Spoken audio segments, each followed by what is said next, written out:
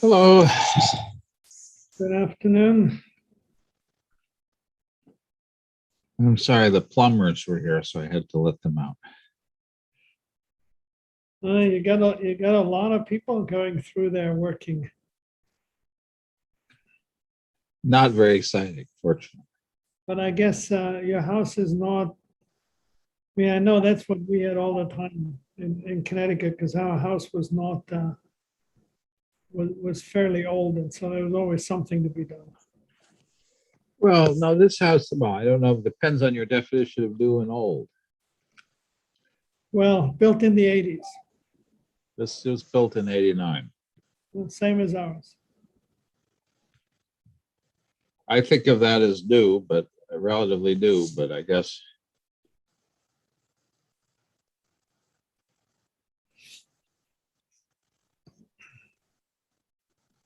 I think the way houses are built in this country, that's old.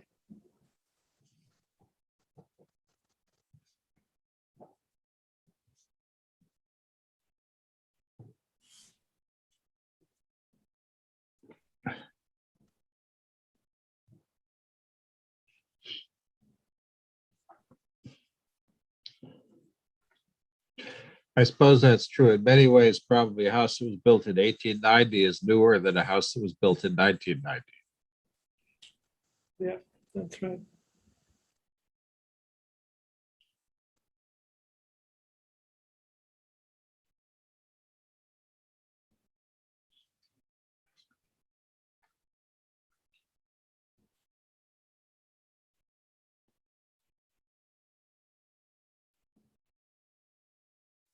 Hello, everybody. Hannah, Amanda, Hidamar, Yi.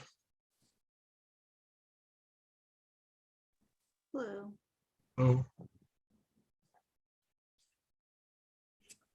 Hello.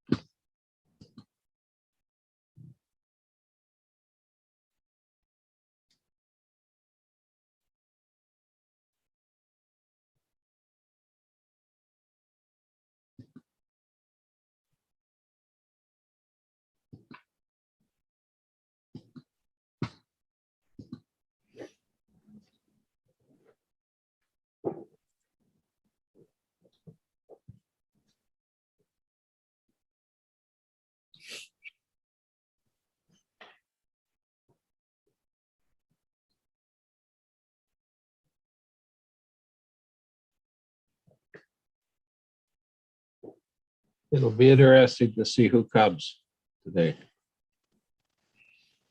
Yes.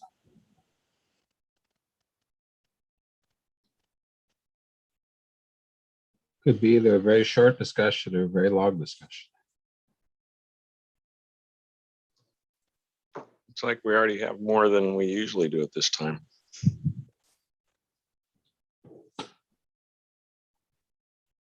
Our stalwarts.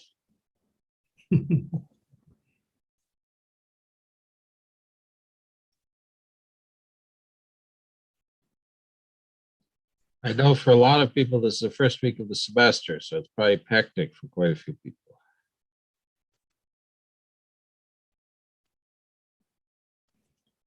Yeah, well, it's always something, unfortunately for everybody.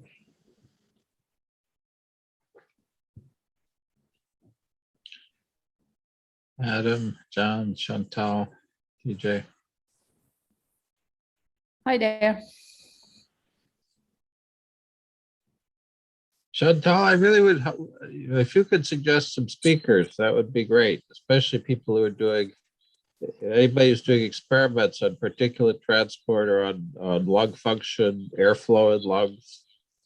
That would be really wonderful. Or aerosol distribution of drugs, Okay. aerosol toxicology, all those would be great subjects. And we were thinking yesterday about who to invite, and we really do need to bring in more experimentalists and people with either industrial or clinical perspectives.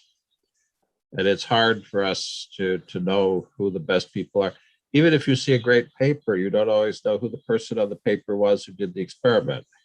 Yes, yes, Unless you're an yes. expert. Okay, yeah, I'll start to think about some good little 15 minutes talk on that. Yeah. There was a suggestion in the chat. I mean, but don't, people shouldn't be shy about this, because I think that's potentially topics of a lot of interest, and it's hard. The people with the expertise are the ones who know who the interesting speakers are. Hello. Right. John?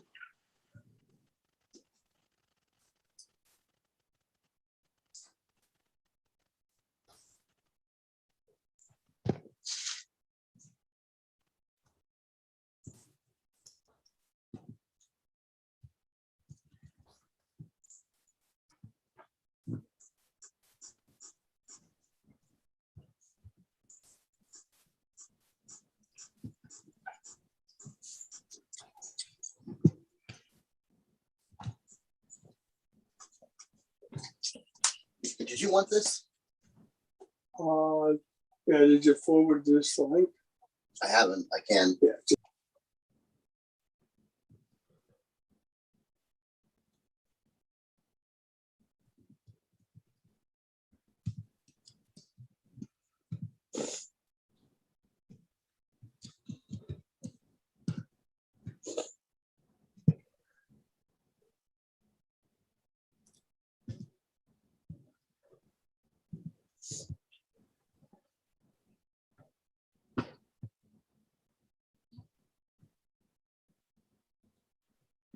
Okay, it's our canonical 3 minutes past the hour. So welcome everybody to our last August meeting. This meeting is a planning meeting. We don't have a seminar speaker today. It seemed like a good opportunity, essentially a year into the working group, to think about what we've achieved and what we could achieve and how we could potentially do better, or what we should do in the next year. And so this meeting is going to be a discussion. We're going to have it live streamed and recorded like everything else. So I guess I hope that doesn't inhibit the discussion. I don't think so. People seem pretty uninhibited in their discussion for this group. The usual slides about reminding you we're being recorded. Myself, Reinhardt, continue to be the co-leads. I suppose that's something that could also be up for discussion at some point. Jim Sluka and Bruce are still here, and they're on the call today. So please feel free to contact them with ideas and suggestions as well. As always, we have our communication channels.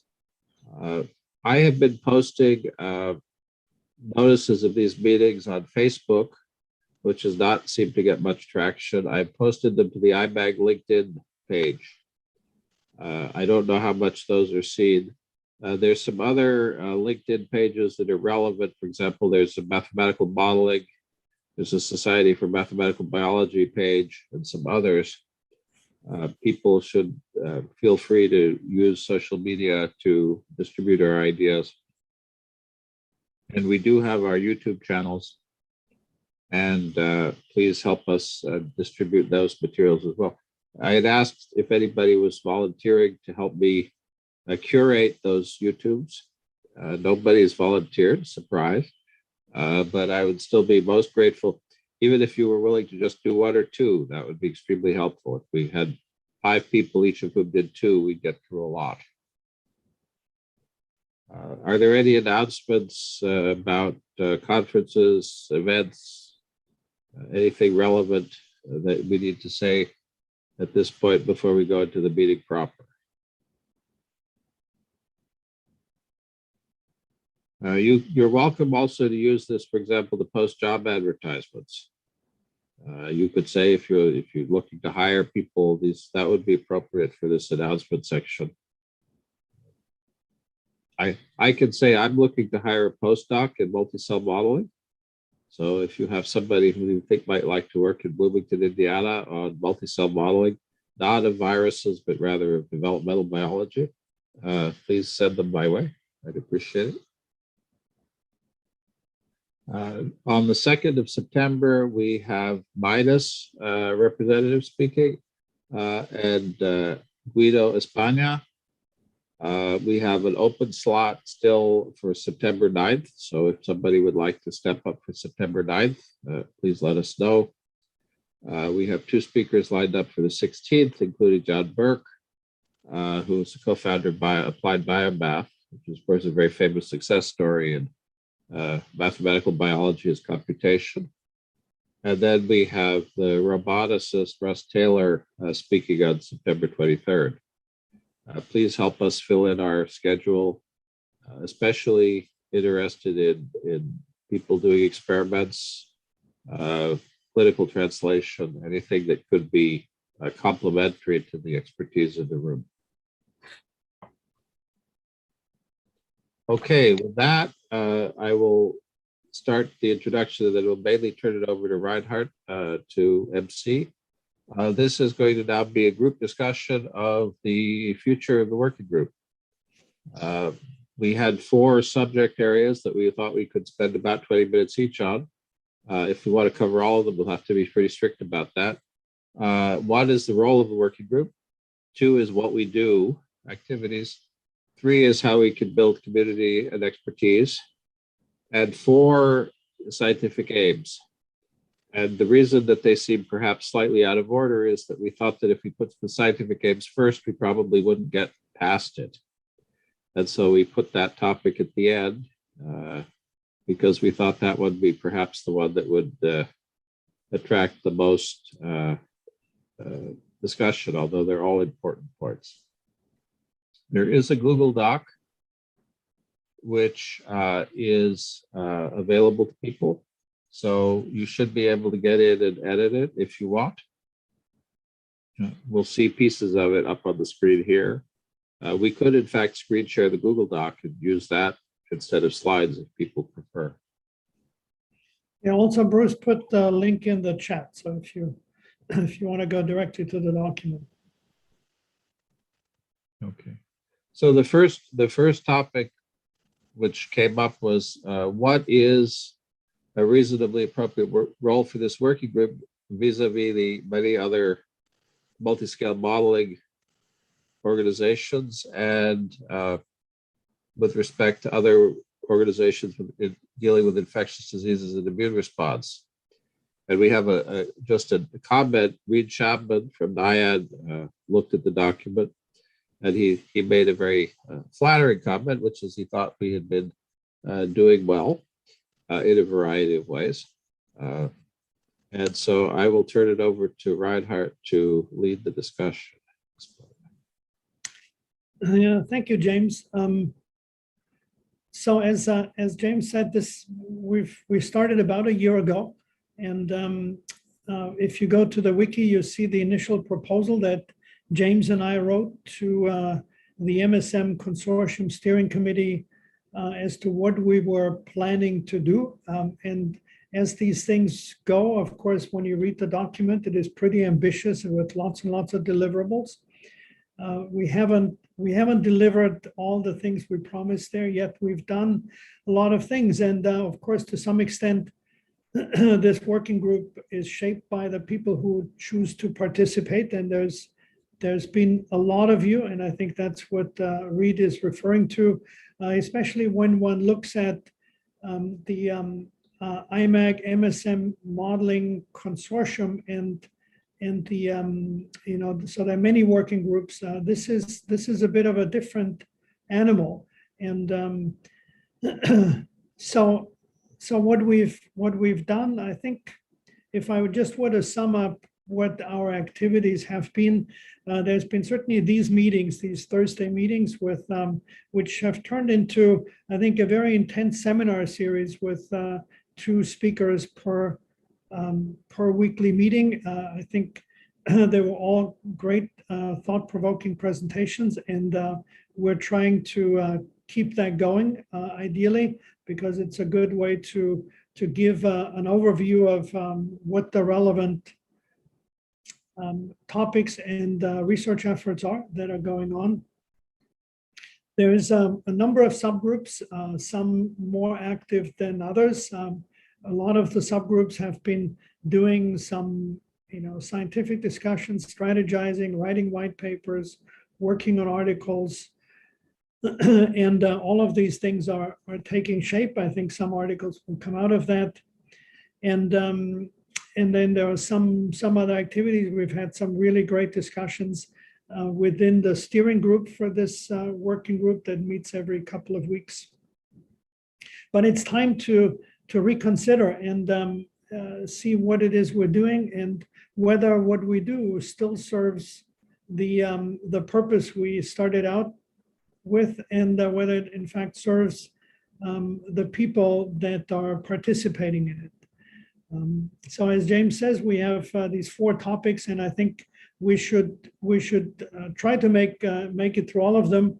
So we'll try to keep track of time. The first one, as James said, is sort of on the nuts and bolts of this. What is this working group best going to do to meet our goals? And so if you can just give us some input either here or in the document by adding in comments, I think that would be great. So anybody who wants to start the discussion, please do.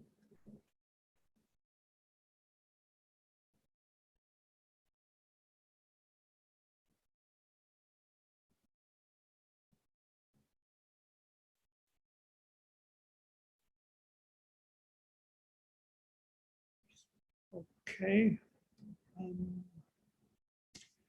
So let me ask this differently. Is what we do appropriate? Should we just continue doing what we're doing? It's certainly a good way of continuing. It's an easy way, but maybe for you, any one of you individually, are there things we could be doing instead or in addition that that would work better for you? So maybe I can ask a question. So my subgroup kind of fizzled for maybe 3 reasons. One is people weren't that enthusiastic who are sort of members of it. 2, of course, I'm swamped with other stuff. And 3 is I kind of lost track of where that work fit in with the larger vision, right? There was originally some white paper proposed and that evolved into something different, which is great. But then I sort of lost the thread of where that was going. So I guess my question is, how many of the subgroups really are plugged in right at this point? And is that structure really working? Mm-hmm. Yeah, that's a good question. And I only, so my estimate would be that maybe 10 of those 20 some subgroups are still active and are doing things and producing things. Maybe that estimate is off. James, Jim, Bruce, do you have a better estimate? I mean, 10 may be optimistic. I guess it depends a little bit on your definition of active. And I think Fred's point, which is enunciating, I mean, role of the working group, but I shared the statement just from the web page for a minute. Perhaps we have 2 topics in our list, one of which is called activities and one of which is called role. And there are a lot of things that there's some overlap between those 2 terms. I think when we were talking about role, we were thinking perhaps more of that high level vision that Fred was talking about. What is it that we should be doing? Are we a seminar series? Do we have, but that's actually activity, but being a seminar series is also a role. Is our job to integrate communities? Is our job to develop seminars, to develop conferences? Is our job to develop white papers? What is an appropriate role for this community, if any? And so it's maybe worth thinking about that, because I think, Fred, you started out by saying you didn't understand the vision of where we were trying to go. And that really is this question about the role, I think. Yeah, I totally agree. I mean, if you look at, I don't know, Society for Math Biology, right? It has a set of well-defined roles that have sort of come about historically: organize meetings, publish a journal, get people talking to each other. And that works well. And I think, but that's a very different, I think, set of roles than I'd originally envisioned for this group, which I felt was more targeted towards things like white papers and, collaborations that are within this umbrella. And I think that would be very complementary to what many of the other groups do. I mean, I think the seminar series is a great thing that other groups aren't doing. But yes, anyway, so that's what I sort of hope to see coming out of this. So maybe, Well, so go ahead, Gary. yeah, so I think I think when the working group was developed and the entire slew of subgroups were come up with, there was expected to be some sort of, let's call it, natural selection with respect to what the individual subgroups are going to do based on what perceived utility there was. I think the idea of white papers was brought up as something that was a potentially tangible output, because as Fred noted, everyone is busy, and in order to spend energies on something else, there should be some sort of reward for that. I think at some level,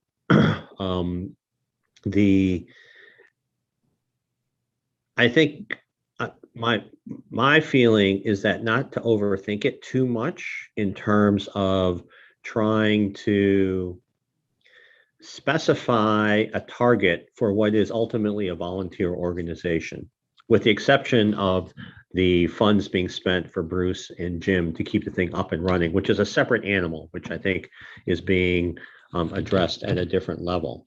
But I think for the vast majority of the membership, it is just a community for people to get together, hear what other people are doing, potentially form collaborations that might turn into projects, potentially work with others if they find a particular topic that they think is interesting enough to either write a white paper or papers about. So just let me give you an example of the working group that I allegedly am supposed to be leading, which is that regarding individualized responses to infections. So first of all, I was very lax in getting that off the ground, but to a certain degree, the emphasis on digital twins by the overall working group essentially subsumed any sort of specific impetus that at least I thought about in terms of that particular working group. Whether other people who are involved in that working group would want to build on that, but that's kind of what that evolved into. I think that is exactly how this should go. If something is raised in this group that enough of people are interested in that they want to write about it and spend time working on, then I think that's what they should do. To expect from a volunteer organization that you can give tangible outputs is a little bit, I think, not within scope of what most people are looking for in participation of this, with the exception of potentially finding a funding line, right? And that, I think, is the other reason that maybe people were engaged, and certainly why I was interested and engaged in this particular working group, is because there is an opportunity that enough of people can coalesce together and then go down the path towards getting enough interest from NIH to try and get some sort of program that would be guided by the output of this particular group. If we want to make that as an explicit goal, we can make that. But again, that is dependent on a whole lot of other factors other than just our engagement. So I think my opinion is that the way this is going is very nice. It's an environment in which people with similar interests can get together and communicate and share information and potentially form collaborations out of those particular interactions. That's great. Thank you, Gary. Maybe I should just sort of to put up a straw man for discussion. Maybe I just outline what I was hoping this working group would do, and what we tried to, or at least I tried to put into the initial proposal. So it is an MSM, multi-scale modeling consortium working group. And that's been a program that's been going on for a long time, built essentially by Grace Peng. I think that was fantastically successful in supporting multi-scale modeling in a number of venues. But of course, that makes it fundamentally defined by technology. How do you apply a particular modeling technology? And when Grace suggested this particular working group, it was, how can you apply this technology to a particular medical problem? That was the origin. Now, in my mind, I've had difficulty for a long time to sort of think about multi-scale modeling as a focal point going forward, because it's become quite ubiquitous. It happens in a lot of places, and it's now a technology that I think many people might consider as outdated. With the advent of artificial intelligence and data-driven modeling, I think we've lost a little bit of the centrality, and so in my mind, this working group should maybe find a new framework within which one can frame multi-scale modeling, or this community, whatever one might mean by this community, in a new context, and in particular in its relationship to data-driven modeling and artificial intelligence, and secure continued funding streams for it, as Gary said. That was, and exert some scientific and intellectual leadership in framing that. That's what my hope was, which was probably naive and far too ambitious. But that's sort of where I've come from, and I think I've seen some of that, certainly in some of the discussions we've had here, in some of the subgroup discussions, and in some of the steering group discussions. So I do think that's a feasible role, which I think we should pursue. Yeah, I am very much in favor of that description. I had mentioned in the chat, and I'm putting forward for discussion, substituting multidisciplinary for multi-scale. I don't think that multi-scale modeling per se is really exactly outdated by artificial intelligence, but it would take some work to integrate it. And by just removing that word or changing it, that leaves the potential open to do both or either, or whatever is suitable to the problem. Yeah, thank you, Ruchira. And of course, I was not, I guess my wife always says I'm just completely incapable of humor. And this was a good example. I certainly don't believe that multi-scale modeling is outdated. It is viewed like that. And I think going forward, to me, a winning combination is multi-scale modeling combined with artificial intelligence, machine learning type approaches. So both. So I mean, I think this is a really important issue, and I'm not quite sure whether or not it should be fought within a working group that ostensibly is looking at viral pandemics. So I'm happy with the language as stated with the modifications, however people want to do it to make it more inclusive.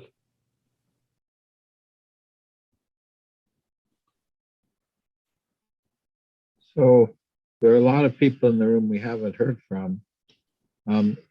Again, I'm not sure. I mean, role of the working group, to me, maybe it's ambiguous. I think it's ambiguous about what the word role means here. Advocating for funding is certainly a role. Establishing a community is a role. Are there other roles? If we look at the charge, we said the main long-term deliverable of the working group will be an overall strategy for coordinating multi-scale modeling efforts. And then it says a plan on how to mobilize and coordinate the modeling community. Those are more perhaps under activities than vision. But I think that if you go back to the beginning of this paragraph, it says within host modeling is less developed than epidemiological population scale modeling. And so then the role of the working group eventually was to provide a forum to discuss in-host scales. And I don't know whether that is still an appropriate charge. It seems to be mainly what we've done, although we've certainly had epidemiological concerns here. But again, role can mean a lot of different things. I don't want to push it too hard. Also, because if we're going to stick to our timeline, we have to move on to our next question after 3 minutes. This is like one of these NIH. You have 20 minutes to discuss the future of AI, the way they did with the bridge to AI. Yeah, and I think if we move on to activities that might continue to clarify maybe what we think of the role to be. Okay.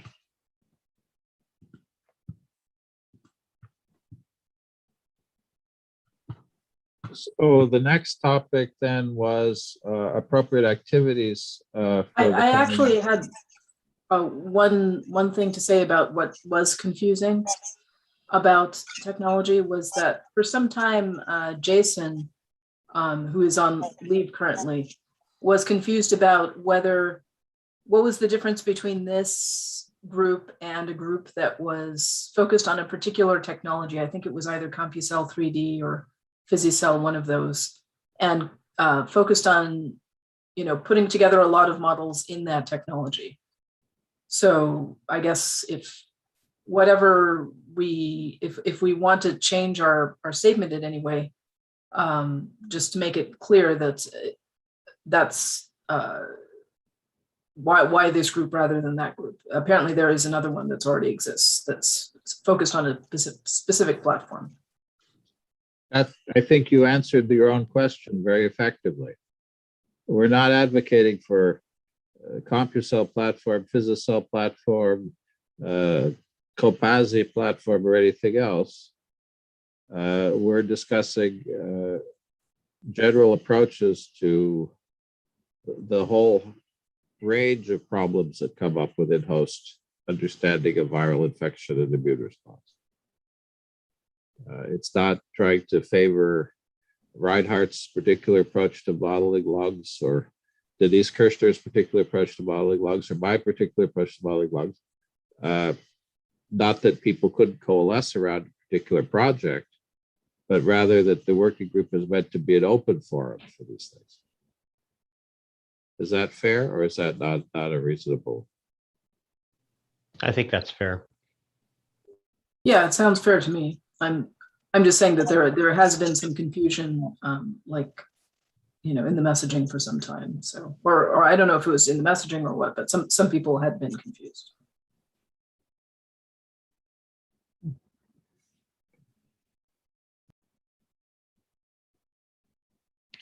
Yeah, so of course the activities that we engage in have a lot to do with what role we think the working group should play.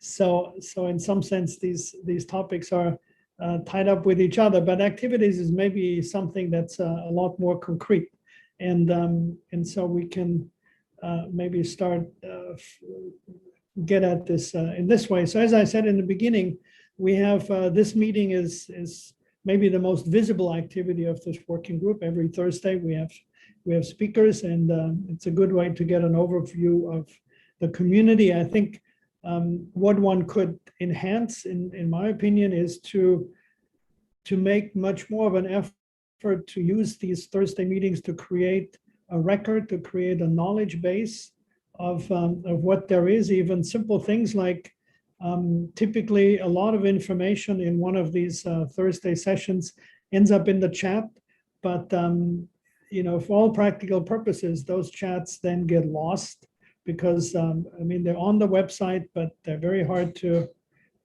parse and very hard to find. So one could, and it's of course again a resource issue, one could build around these Thursday talks a real effort at creating a knowledge base of what there is in this field. But in any case, so that's the Thursday meetings. And then I think probably the working group meetings, the steering group meetings that happen every 2 weeks, they are maybe the closest to developing strategy for going forward, for maybe generating funding, for developing a direction for this. So that's something we do. And some of the subgroups are developing white papers or articles. I think in a nutshell, that sums up what we do. So the question is are those things effective? Should we do anything else? We've got some suggestions, one from Reed and some others to go on. Again, it's always a matter of time. We could do all sorts of things. Who is going to do them? At this point, we're very fortunate to have Jim and Bruce to help us out. They're doing sort of pro bono work here, which will not be able to continue forever, I would guess. But in any case, it would be good to have a list of activities that we could engage beyond or instead of what we're doing.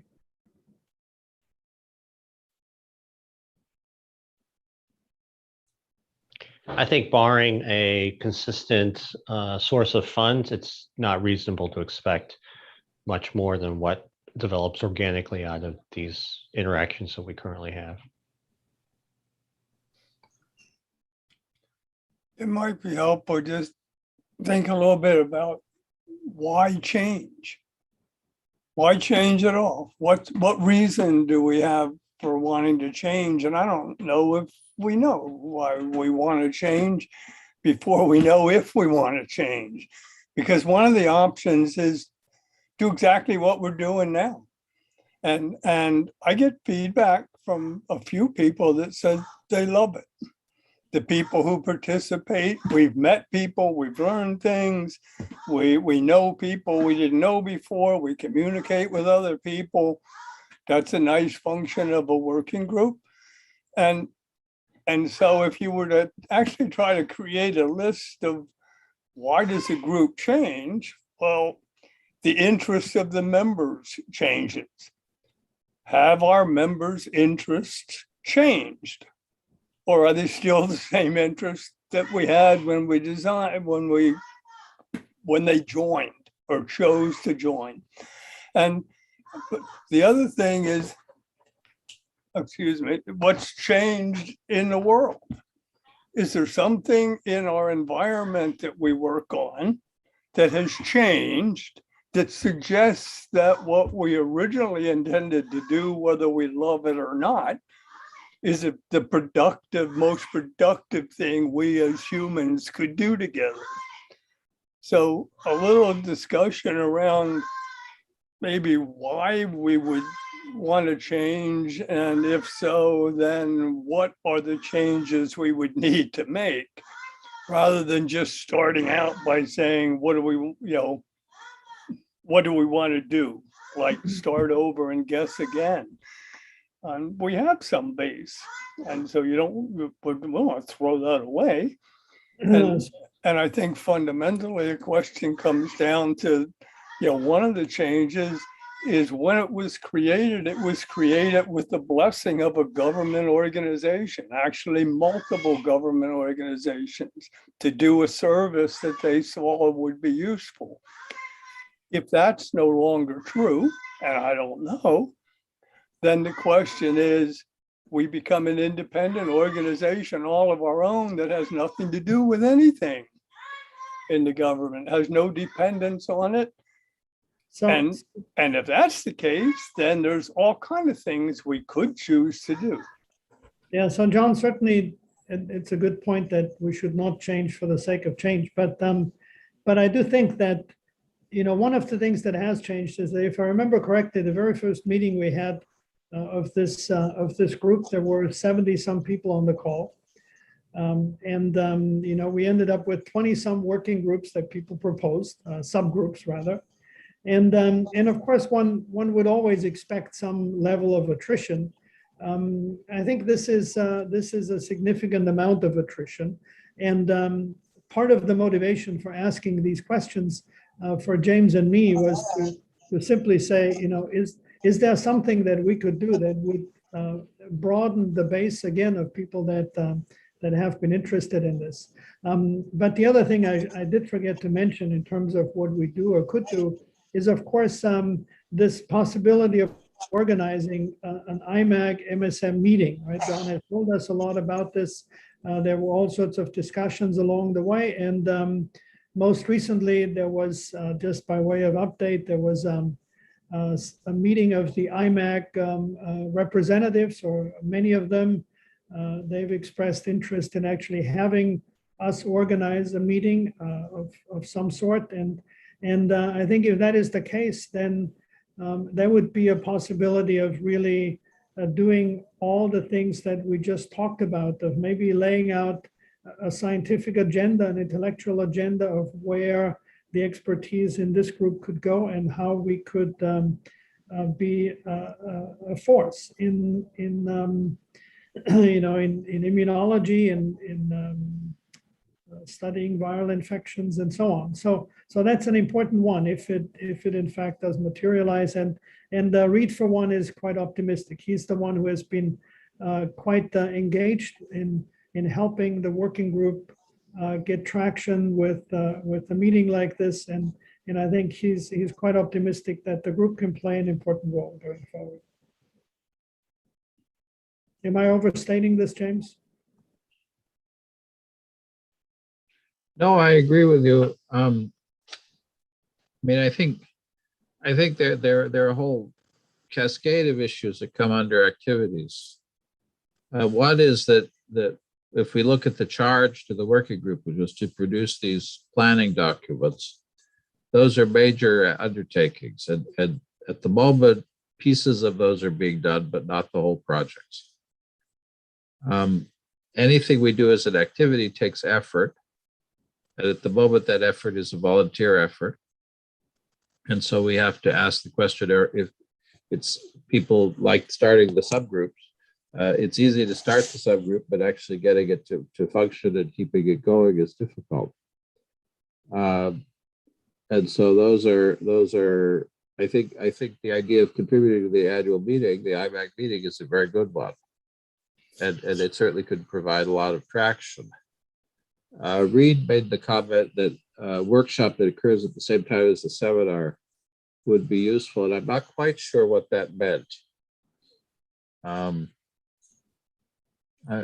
We didn't get feedback from him about what he meant by workshop in that context. I think there are a lot of possible opportunities for that.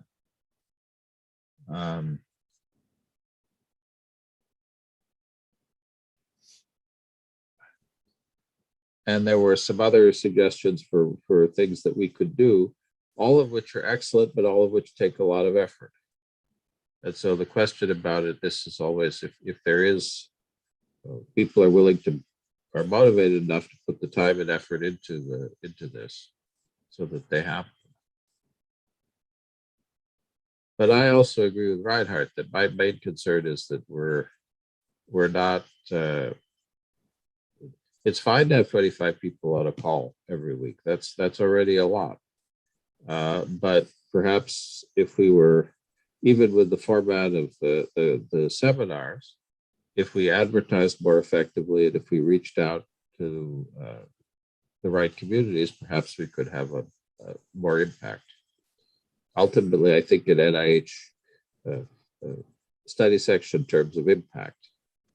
And to me, the question is, what activities could we do that would have the most impact and preferably also had the least effort associated with them. So the best impact to effort ratio.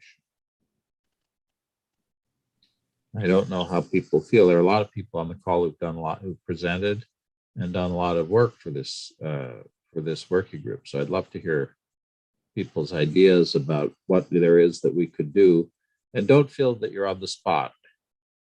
In other words, just because you suggest somebody should do it doesn't mean you're volunteering to do it. We're not going to do that to you.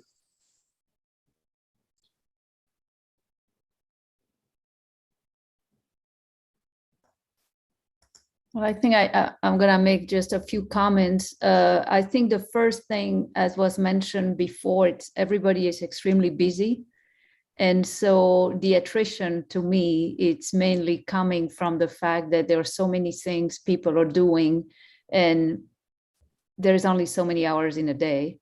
In terms of subgroup, maybe something we could do is see at which one are active and maybe consolidate, so that there may be some subgroup where there is one or two people that are really want to engage, but a subgroup of n equal 1 or 2 is not going to function, and maybe rethink about some groups that we could reconfigure.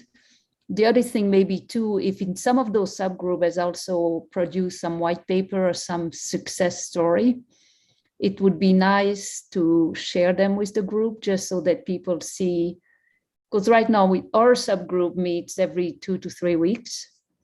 And we're finalizing a paper together, but we have no idea if other people are doing the same thing, and how we could, if that's the case, that may be a nice base to organize these Imac MSM meetings.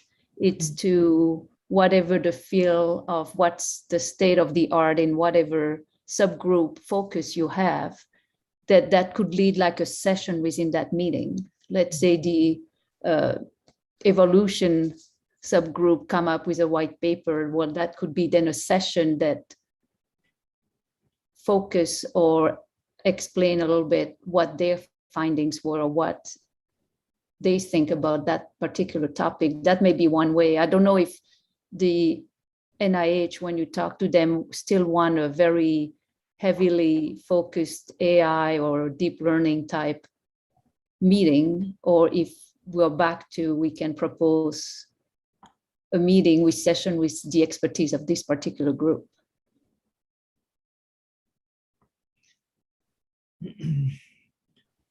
Yeah, so this meeting and its focus is a bit complex, and it's a bit the sort of messaging that comes from the NIH and from Imac is a bit like reading tea leaves, and I think there will be 1 or 2 other meetings of Imac representatives, which involves at least the last meeting that happened a few weeks ago, and involved representatives from NSF, DOD, CDC, and several other agencies. And I think there'll be some discussion as to what they want. There's certainly one component should be digital twins. That's what people agreed on. And but there might be other things. Certainly not. I would think that it will not be an AI focused, machine learning focused workshop primarily, because that is certainly not what the primary focus of this group is. So if we were to organize it, that would not happen. But so as we learn more, and I think it should be a matter of another month or so, and we should have more clarity. The meeting was initially intended to be in November, but I think everybody agrees that it probably should be later, maybe early next year sometime. I had maybe an idea, because I know it's been mentioned a couple times that nobody really has funding for some of the stuff that to increase what we're doing here. So maybe, I know Reed has on there like a workshop that occurs at the same time. So maybe to kind of, I don't know if there has been any collaborations or projects that have spun off of kind of the meetings that are done here, but maybe instead of having presentations one time, have kind of like a grant workshop where people bring up different grants that are available for applying to, and who would be interested in kind of applying for those together on a grant. So then people can actually talk about if they want to be on projects together or do something that actually looks at multi-scale modeling, and everybody can talk about the different funding opportunities and what they want to do. So we did have some presentations by NIH people on funding opportunities. But it sounds like what you're thinking of is more of a teaming exercise, where you say there is this RFA. What are some possible groups? Put some breakout rooms out, and then you ask people to try to organize and suggest possible topics. That's very good. Those need to be planned pretty carefully and run well to work. But in principle, that's a very, I think, potentially, is that something other people would find attractive? I don't know if that's something that could be helpful to people. I think that's a nice idea, actually.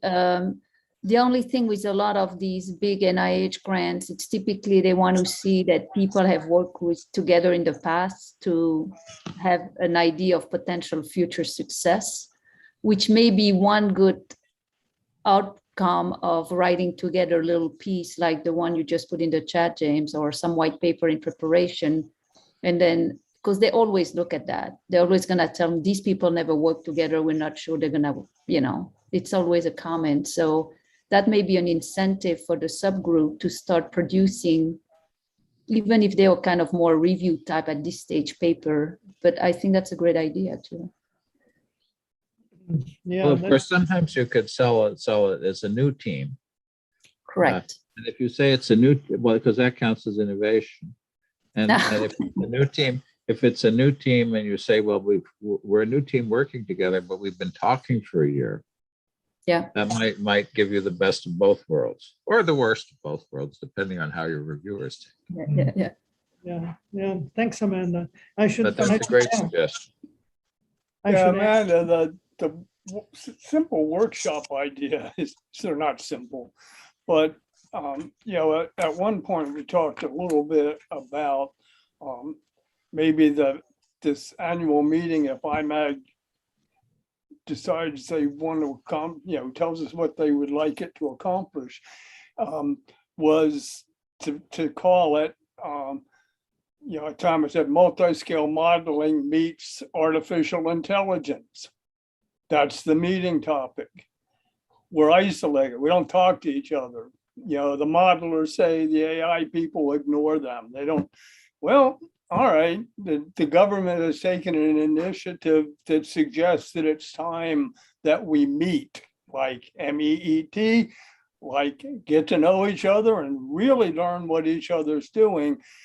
And something like that in a workshop context, even if we as a group went forward to NIH, and on the screen you got the question that Mitchell Coleman asked about the R13, U13 grants, and I understand they're hard to write and it's not a whole lot of money, but to fund a conference which is really a workshop conference called multi-scale modeling meets artificial intelligence, and maybe a whole second one for multi-scale modeling meets digital twin or something, but to do it in the context of a workshop where what you're really trying to do is explore how to do the things that need to be done, how to work together.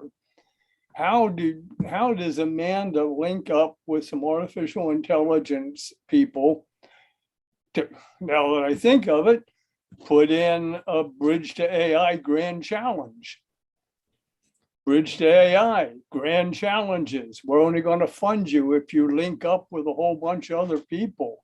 Well, that sounds fine if you know how to link up with them, but the workshop learning may be really helpful for just how do you actually do that.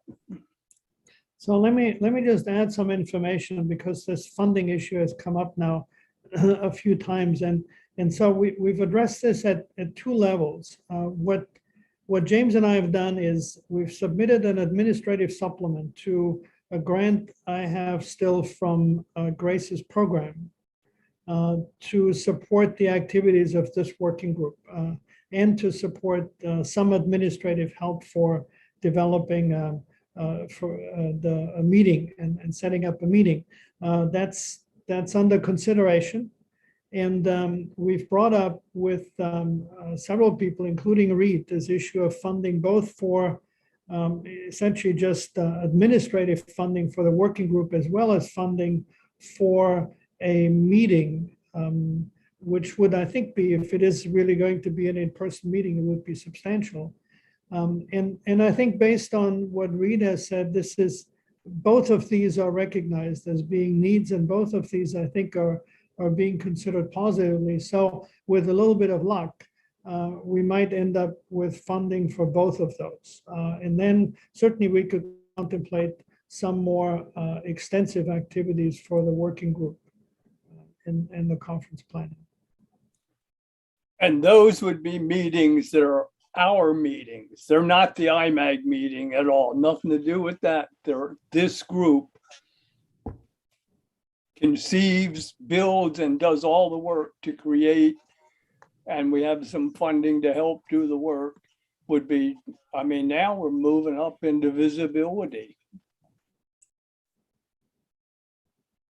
So if people have ideas about workshop topics, ideally, I mean, we're talking about short workshops, like 90 minutes, 2 hours, that would be useful that we could use this time for, please put them into the document.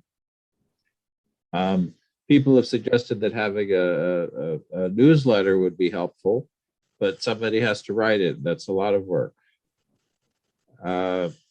Organizing larger scale meetings is also interesting. I think the idea of having a teaming exercise for grant targeting is excellent. I'm a little concerned about the sort of a critical mass of people. To get that to work, you have to have enough people that you have a reasonable chance of putting a team together. And so, but I think it's a great idea. If we're going to stick to our schedule, we have to move on to our next topic, but we can certainly stay on this longer if we want. Are there other ideas about things we should be doing, or maybe things we shouldn't be doing? We're not doing that many things, so maybe there aren't that many things we should stop doing. But if there's something we should stop doing, we should also hear about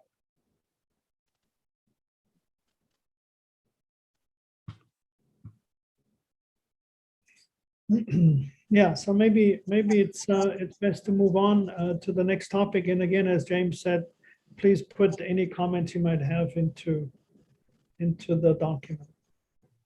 So the next topic is, what expertise do we need? And of course, that goes back to the question what the focus and the role of the working group should be, and what can we do better to build a community around, I guess, broadly speaking, the focus of the working group, which at the moment is multi-scale modeling and viral pandemics, which is sort of, I think, evolved a little bit into multi-scale modeling and the immune system. It has been my impression. The emphasis is not so much on viral pandemics anymore, and I think, Ruchira, you're right with your comment that maybe some of the initial excitement around this working group came from the focus on this pandemic, and as that is fading away everywhere except in Florida and nearby places, we have some other things that we can focus on. And I think sort of more generally, having it evolve into a focus on the immune system and its roles in various different diseases, I think is a good one.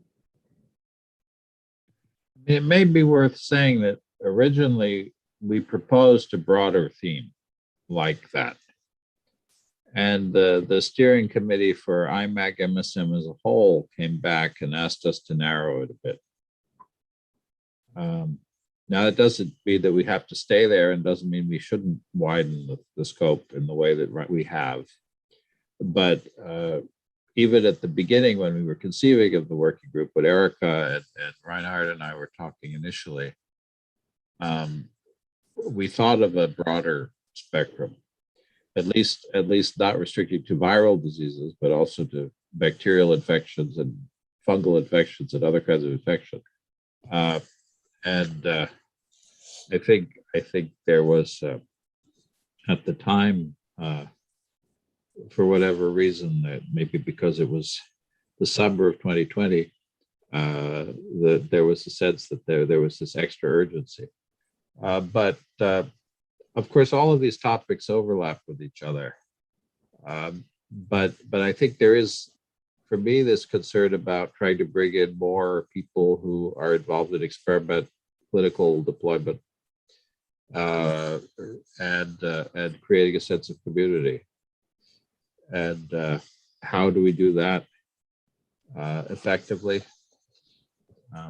It's easy to say that we need to do it, but to figure out strategies to actually make it happen is not so easy.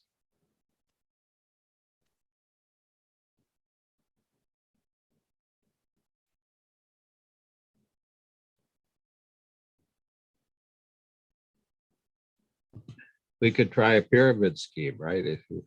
If you bring 2 new members, you get a bonus. How would that be? A recruiting campaign.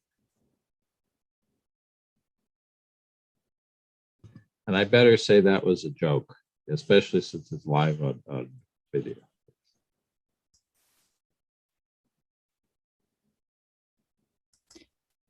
Yeah, I think in my experience, it's always been very hard to bring experimentalists to talk to modelers. And a lot of the older generation, at least at my institution, for years, I have to explain to them that models do provide data. They don't believe they are data. They're not real data in their eyes. And so it's a very difficult communication. I mean, we may have speakers that we can invite for Thursday, but I would be very impressed if they actually keep sticking to the group and join and come. We may have them come and explain to us what's out there that we could use, but to really create a community where we have a balance between modelers and experimentalists, that to me, it's the holy grail. I mean, that's a very hard thing to accomplish. And if this group can do that, that would be the best outcome that you, in my opinion, that you could, I don't know for other modelers out there, what their interaction with pure experimentalist is, but that's why I'm now kind of went on the other side of the fence and start collecting my own data because I want them for my models. Sounds like computers meet petri dishes. Yeah. Yeah, I think you're absolutely right, Chantal. It's extraordinarily difficult, and unless you generate data yourself, and unless you have a lot of face time with experimental collaborators, and you kind of grow a common understanding, it's very, very difficult to do that. And I find it hard to imagine that this working group could really cause that sort of culture change. It's as you say, that's the holy grail to do it. I don't. Yeah. I mean, this is an endemic problem at all levels, and I think it can only be done on a project by project basis by being able to engage, an experimentalist in a particular project that interests them. I mean, this is again the fundamental problem that's faced the MSM's community from the beginning, which is that we understand that we need other people to be able to reach our full capacity, and other domains don't think that they need MSM to do anything, right? And I think that has always been part of the issue, in so much that we're always trying to prove the utility of our method to other people, whereas other people assume that they have that assumption that their method and they have validation for it based on how the NIH and the wider community emphasizes things. So again, this is why we're always on our back foot with respect to these sets of interactions. Well, this is one reason why I think it's important to have people from pharma and other kinds of companies that have been able to show that there is actually value, financial or otherwise, to the thing, to modeling. So when we have HeartFlow or Dean Bottino coming from Takeda, those are companies that are using modeling to generate revenue streams. And so while those people may come and only come and speak to us once, they are success cases that we could use. I think it's important to have those. The other thing is, even if we bring in experimentalists or clinicians to present experimental data of various kinds or to state needs, and they don't come back, but people from our group do work with them, I think that counts as a success. And so I think having them come in and speak is important, whatever the long-term effect is. But I agree, we're not. I mean, this little group by itself is not going to change the culture. Before I got sucked into distraction by an MSM annual meeting, the dissemination and outreach group talked a bit about, do we need to reach out to some marketing people? And part of the discussion, very short, was maybe we need to rebrand MSM. Stop calling it MSM. Come up with something better, because as soon as you say MSM, I guess everybody stops listening. So if you call it horse and cow work, everybody would have to listen to say what the hell horse and cow work is, because they never heard of it before or something. But even as this working group now, if you go back to what do we want to change maybe about the working group, maybe we need to take the MSM word off. And I would assume put some other adjective for, at least the time being, virus pandemic, but not MSM. What would the word maybe be? Just, that could be such a simple change. No, that's a rabbit hole. That's a rabbit hole, because then you end up having to explain what it is that you decided to name, and then you're stuck in the same sort of thing. I'm sorry, but I've been through this road for 20 years trying to chase terminology that is more acceptable. I mean, to a certain degree, digital twin is the last thing that we've tried to latch on with. So I think, ultimately at some point in time, even if you come up with something that someone doesn't recognize, the minute you start describing what it is, if it's not the things that they think are important, then they're not going to believe you. And at some level, I agree with James, though I disagree at another level with respect to what those other commercial applications of modeling are. But ultimately, we have to accept that we're held in many ways to a higher standard of proof of the utility of whatever it is that we're doing. And I don't, the only thing I can say is that we should just forge ahead and try and come up with those better applications to try and convince people that this is important. Yeah, maybe. So I was going to gently try to turn the discussion back to expertise and community building, which is, what are the missing pieces of expertise in the room that we need people to help with? And how do we more effectively build a community and reach out, if that's something we should do? I'm sorry, Reinhard, I cut you off. I didn't mean to. No, it's okay.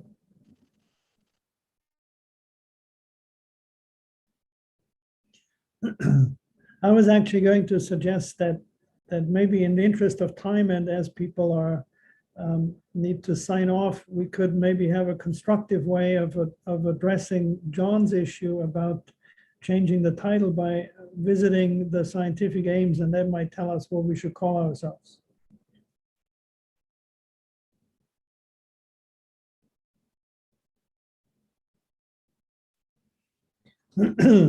So there's essentially two components in this in the title that the working group has now. One is multi-scale modeling, and the other one is viral pandemics. We've already discussed that multi-scale modeling is maybe not the best focus because it's a technology focus and technology changes. What about viral pandemics?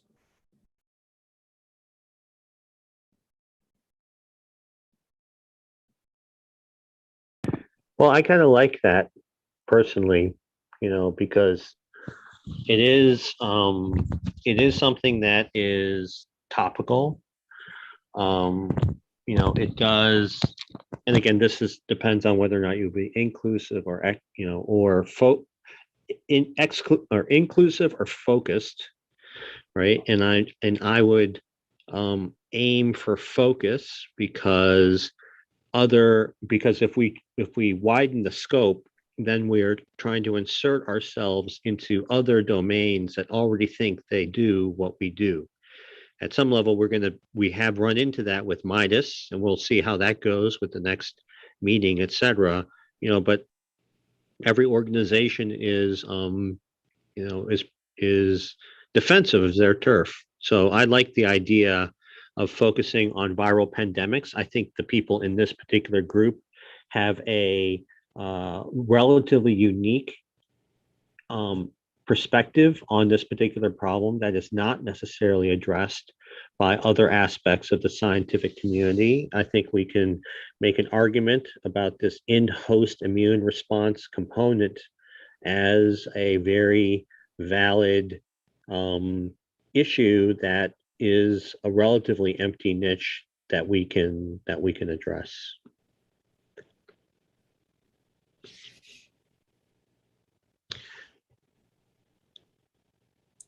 Virus pandemic prevention and mitigation or something.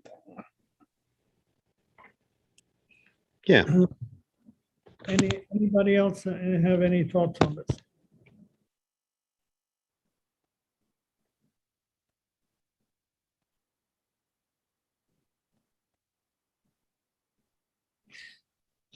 I mean, certainly changing scientific focus, if that is something we would contemplate, we would have to do very carefully because, of course, it is the current scientific focus that brought a lot of people to this group. And so one should be careful about changing that. And I guess my only problem with the title is that it sounds rather epidemiological. And the intent was to do the opposite. And so the pandemic side of it sounds population-wise, because the pandemic doesn't occur within your body, it occurs at the level of the population. Biology of pandemic prevention and mitigation working group. The title I wanted, one way or another on the what it really is understanding the biological mechanism so you can do something about it. so the original title I wanted was multi-scale modeling of in-host responses to infection, period.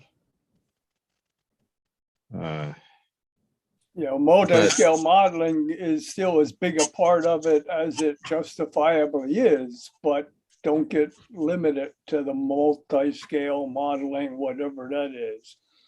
It's just a working group to understand the biological basis for prevention and mitigation. Well, that would be fine. I mean, the reason we have MSM in the title is because we're an MSM working group. I really didn't set out to change the name of the group right this minute, but the discussion makes the point. Right. No, I mean, I think it's a reasonable, I'm not trying to dispute the issues that were brought up. I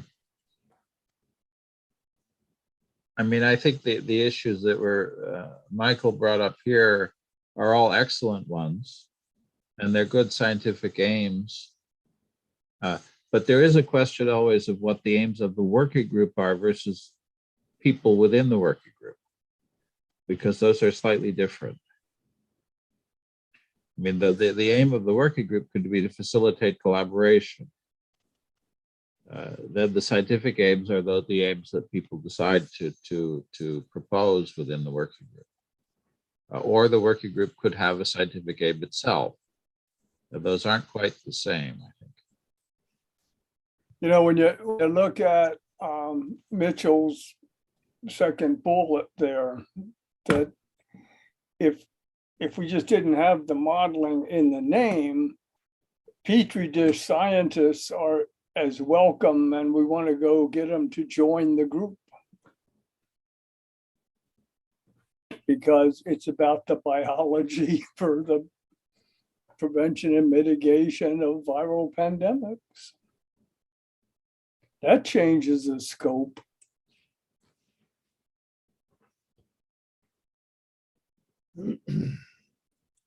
Also part of Amanda's thing about how do we learn to work together with the experimentalists. Well, change the name of the group so that, and then go recruit them because they have no reason not to join. Well, but I think go ahead. Amanda. because I come from an experimental background, I don't really do much of modeling in my job. And so I think coming as an experimentalist, it's more informative to me to know what kind of information that you guys can use for modeling. Because right now in my experimental studies, we kind of just take measurements that are important for our studies. But at the same time, if we kind of knew what would be useful for modeling or for multi-scale, we could at the same time take some of those measurements, because you can take them alongside of the study and they don't really impact the study much. You just get more data, but we don't need the data for anything, so we never really take it. So it's informative in that way too, as an experimentalist.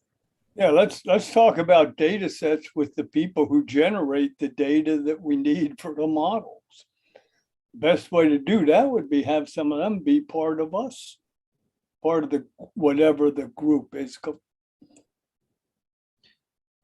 Well, I mean, in my experience, it's not quite that simple, in the sense that, and I mean, as Gary says, this is really unique from project to project. What sort of data you need is dependent on what the purpose of the model is supposed to be. So it's really, yeah, in my experience, it doesn't work to sort of put people together and say, well, you know, modelers, what do you need? And modelers will say, well, I don't know, it depends on what you need. So it has to be done pretty carefully, but I do think that, I mean, Amanda, you make a really good point. One could think of activities that I think would enable this. I think that's a great idea, and we should pursue that. There are enough experimentalists, I think, that we have access to, so to speak, that one could do something quite meaningful. And so we should continue thinking about this. In terms of the title of the working group, I think anybody who has any ideas what the title should be, please put them in this document, and we can reconsider this. But as I said, we need to be very careful about it, because, you know, the current members are here because of the focus of the working group. Presumably, as Gary points out, you know, if you change your focus, then immediately you start stepping on other people's toes, which you don't want to do. But of course, James's point is also a good one, that if you talk about viral pandemics, that's fundamentally an epidemiological issue. And so maybe we've already unintentionally stepped on all sorts of people's toes that we didn't want to. So I think it should be an ongoing discussion. And, you know, once this whole Imac MSM thing is clarified, then one can think about that as well. Maybe, you know, once this working group finds a different home within the NIH with another agency, that may change. So I think maybe at the moment it's not too productive to worry about, you know, should MSM be there? Should multi-scale modeling be there?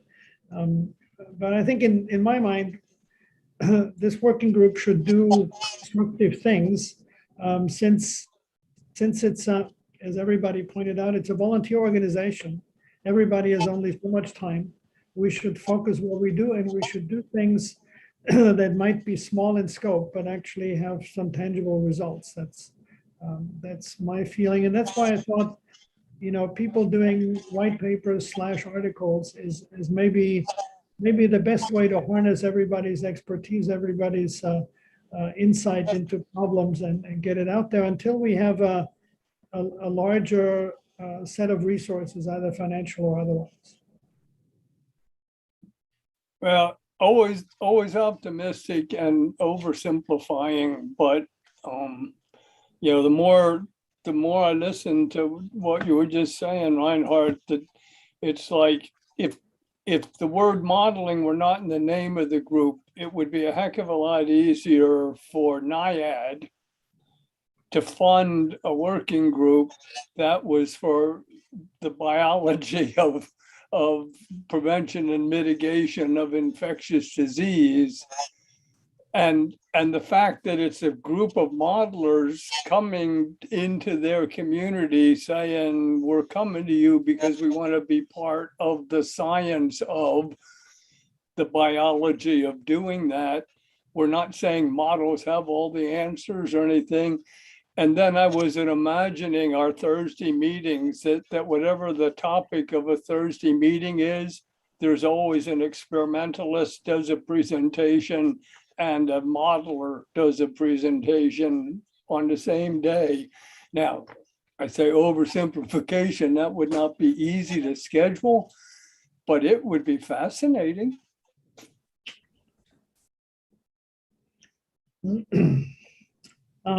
For sure. I don't know. Yeah, I certainly could not pull that off. In any case, yeah, so I don't agree with you, John. I think that NIAID is one of the great institutes for modeling. NIAID has really embraced that, maybe together with NCI more so than other institutes, as far as I can tell. And I think if we lost the multi-scale modeling, we'd lose our distinctiveness. There are plenty of groups working on experimental approaches to viruses and immunology. They don't need another one, and they certainly don't need another one led by modelers. At least they're not aware of that. But I think that I'm not sure we've actually addressed the issue somehow. It's been a very enjoyable conversation for 80 minutes, but I'm not sure somehow that we've addressed the real issues. I think we've somehow skirted around them a little bit, which is thinking about what we can do and who we are effectively. And I think there have been some very good suggestions. The idea of doing teaming exercises, the idea of organizing meetings, the idea of trying to think about funding opportunities. But these are all, to some extent, less ambitious. The original goal of this working group was to, in fact, deliver a white paper that was a plan. And I think realistically, we're making small scale progress towards that, but we're not delivering that on a large scale to begin with. Maybe there are other groups, other aims that we could have that are more achievable. Yeah, so that's a good point, and maybe that's a good way to wrap this up as a set of questions we can come back to.